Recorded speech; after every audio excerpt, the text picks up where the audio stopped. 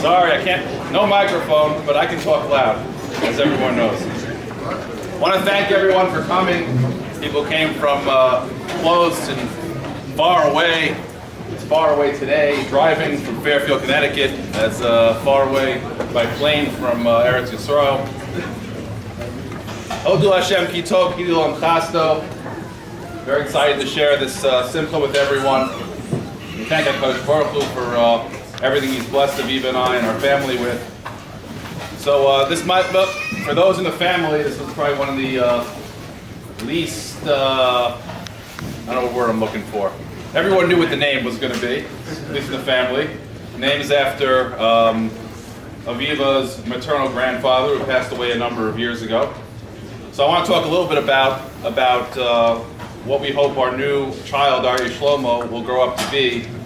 And I didn't ask Aviva if I could say this, but that's nothing unusual. But if our son is half the man that his grows up to be half the man that his namesake was, I think we'll take it.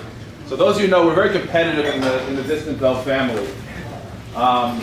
So we're keeping score on who got names. So I got the first name. Shoshana is named after my mother. Aviva got the second name. Talia Zahava is named after Aviva's maternal grandmother. And then my paternal grandmother passed away 4 days before Esther Malka was born. So I was winning 2-1. So on the surface, Aviva has tied it up at 2 apiece.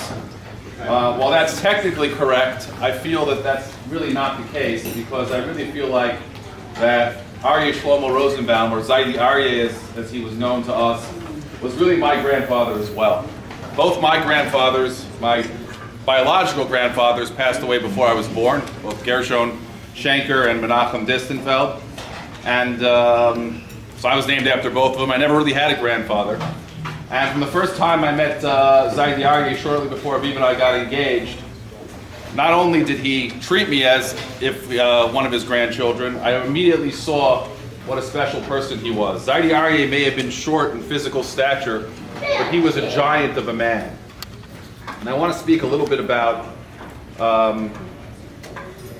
one of the attributes that he had that I hope our son will have. So we say at every bris, Zeh katan gadol yiyeh. This little katan, this little baby, should become a gadol. And what does gadol mean in this context? I think in most people, you ask, they would probably think a gadol ba Torah, a gadol ba mitzvah, someone who grows up to be great in Torah and doing mitzvahs and serving Hashem. But I think it means something different. We say the gadol ba Torah l'chofol l'masim tovim. We already talk about a baby growing up to be great in Torah.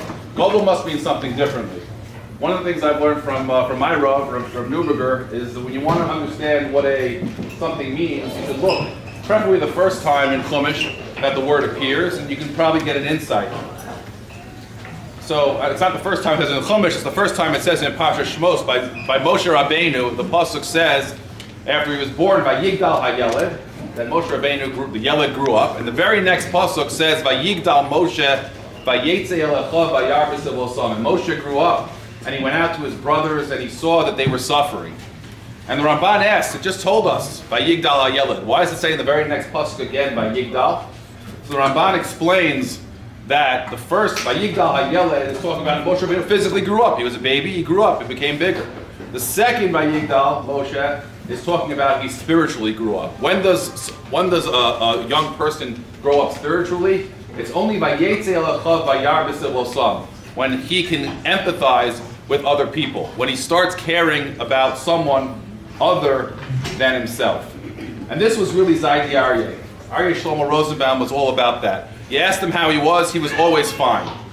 He wasn't necessarily so fine later in his life. He wasn't able to see well, he was in some pain sometimes, but he was always fine. What he wanted to know was how you were. How was everybody else? That's all he cared about. All he thought about was other people, despite the fact that he probably had many more needs than others. And the Simchas HaChayim, the love for life that he had. When Shoshana was born, I called him up. He was 91 years old at the time. I told him, Mazal, you have a new great-granddaughter.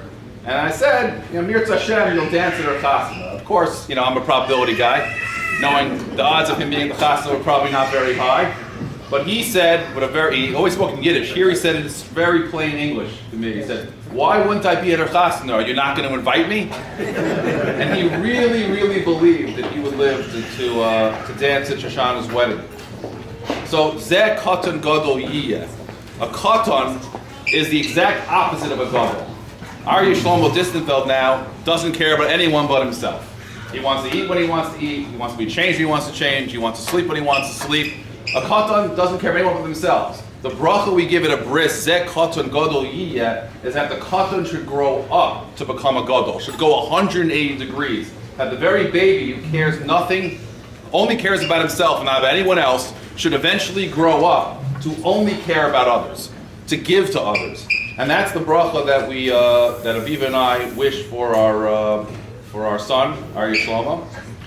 And again, I want to be brief. It's a weekday and people get to work. So I want to again thank everyone for coming, and we should share many more smachos together in good health. Amen. Koach.